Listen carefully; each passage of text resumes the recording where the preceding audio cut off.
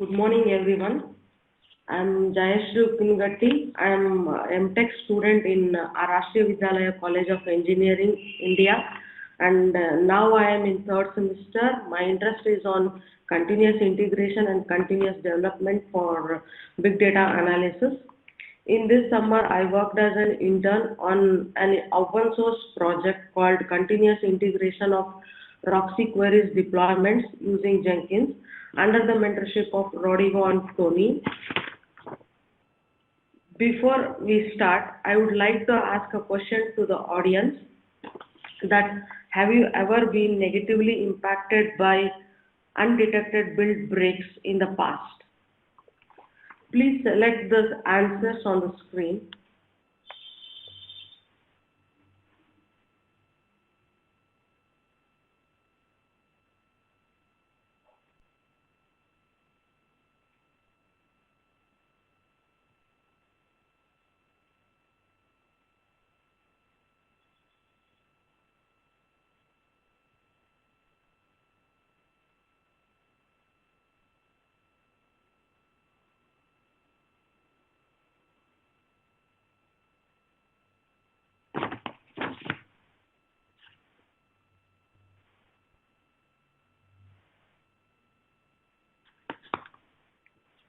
So we will go with the results at the end.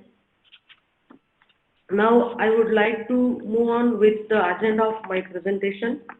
Today I will be talking about why continuous integration and continuous delivery, as well as different features implemented in our project during my internship, which includes clone the Git repository containing ECL attributes, perform ECL syntax check, perform build operation of executable ECL files, report results as comments to GitHub pull request. Then we'll conclude the presentation.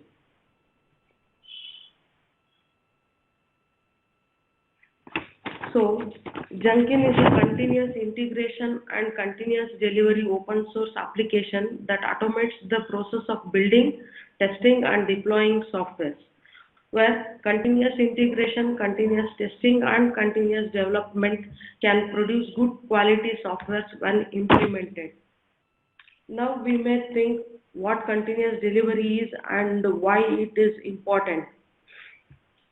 The continuous delivery is nothing but while developing any software or software systems, making a change to the code or to infrastructure is quite common. But the software team must work in such a way that these changes are built quickly and tested using various automation tools, after which the build is subjected to production.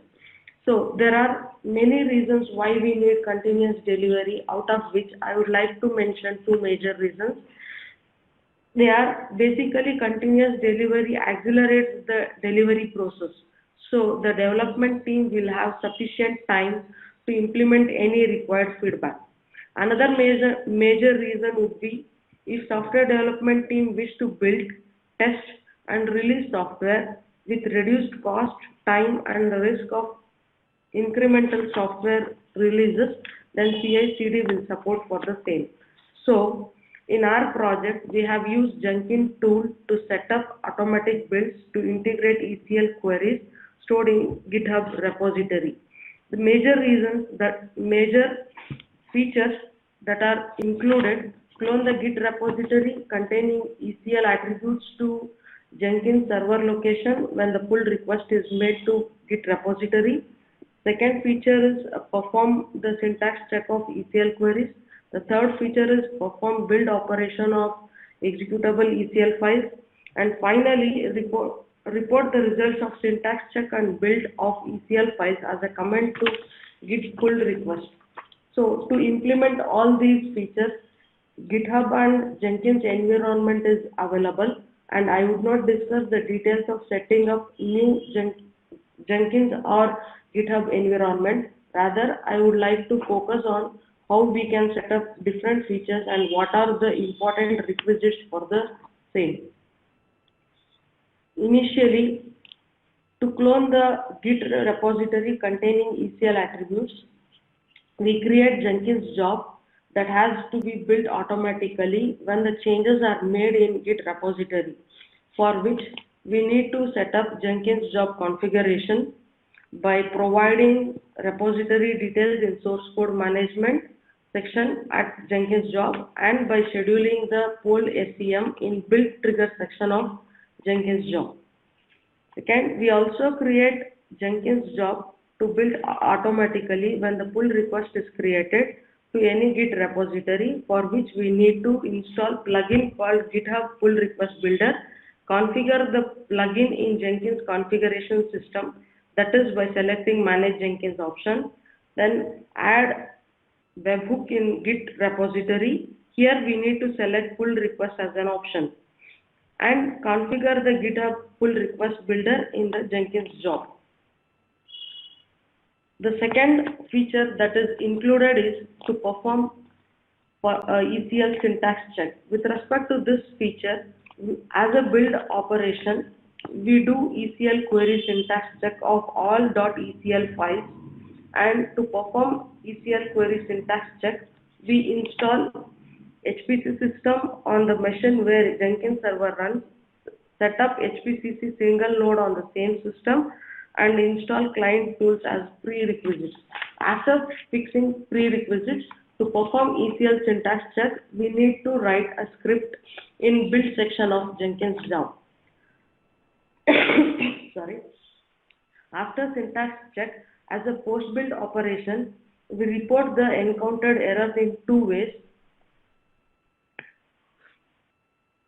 That is, first one, by sending the email notification, and second, by sending the files as comment to pull request on Git repository. To send email notification, it is required to configure email extension plugin in Jenkins configuration management and in particular Jenkins job. As well, to send file as a comment to the pull request on Git repository with build status and build URL information, we need to append errors to another file and count the number of errors encountered. Then configure GitHub Pull Request Builder in Jenkins job to append the file to GitHub Pull Request. So now we will know how to configure GitHub Pull Request Builder in Jenkins job, for which I would like to bring your attention to the present slide on the screen. Here you can see the screenshot of Jenkins job environment with build trigger section. Firstly, we need to select GitHub Pull Request Builder, under which we need to select the option use GitHub hooks for build trigger, because it will make the job to get triggered when the pull request is created in Git repository. We then choose trigger setup option on, and in that select build status message option to send build status, which indicates failure or success status of Jenkins job as comment to pull request of Git repository. Next, select comment file option under the trigger setup option, which allows to mention the path of the comment file to be uploaded to Git pull request.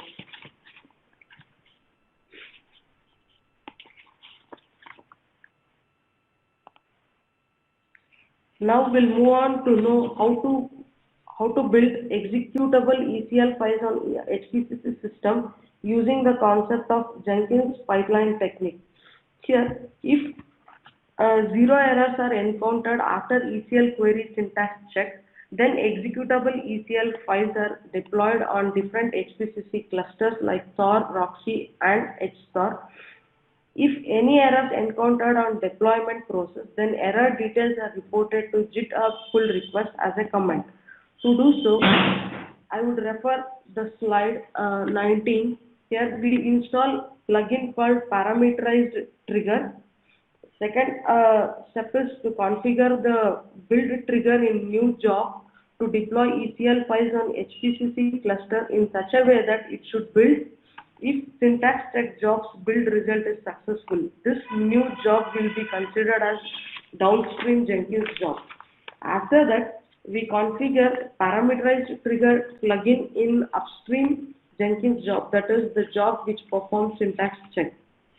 Next, we write a script in build section of downstream job to build the executable ECL files on different clusters, for which to deploy ECL files, HPCC provides ECLCP platform command, and to execute that particular command, we are supposed to assign the command with the cluster we are going to deploy the file and the path of the file. Finally, append the command file if any errors encountered. After implementing all these features in Jenkins, any pull request made in GitHub will trigger the job and result will be uploaded to GitHub pull request. So in this particular present slide, we can see the sample of output of our work. 3 samples are provided, where the first sample shows the syntax error encountered and the link for the error details. Second sample shows 0 syntax errors. However, it shows ECL file build errors and the link for the error details. The third sample shows 0 syntax errors and 0 ECL build errors. With this, I conclude that our project automates the software development process for ECL developers by integrating ECL queries stored in Git using Jenkins development pipeline techniques. So now I would like to ask another question. What type of actions would you like to automate upon ECL commands? And please select the options on the screen.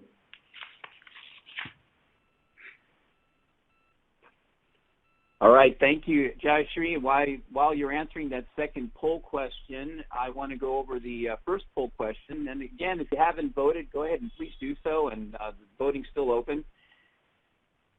First question was, have you been negatively impacted by undetected build breaks in the past?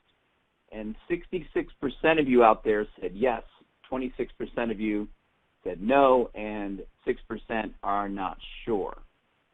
All right, so that's our first poll question. Definitely an important topic, an interesting topic for everyone out there. All right, we're still waiting for some of our poll question results to come in on the second question. What type of actions would you like to automate? We still have a few more coming in. While we do that, let's go ahead and take a couple of questions from the audience. I'm going to, let's see. Our first question here, Jayashree, we have you taken measures to check for the recently changed files only? Yes, we have taken measures by using git diff command in the script, and we can check the different commands in 2 different ways. That is, with respect to the previous commit and the present commit, as well as we can take the difference or changed queries with respect to the head repository. Again, for which we use git diff command for the same. Yes, we have taken that. All right, fantastic. And our last question here, I've got one more question here. What events of pull requests will trigger the Jenkins job?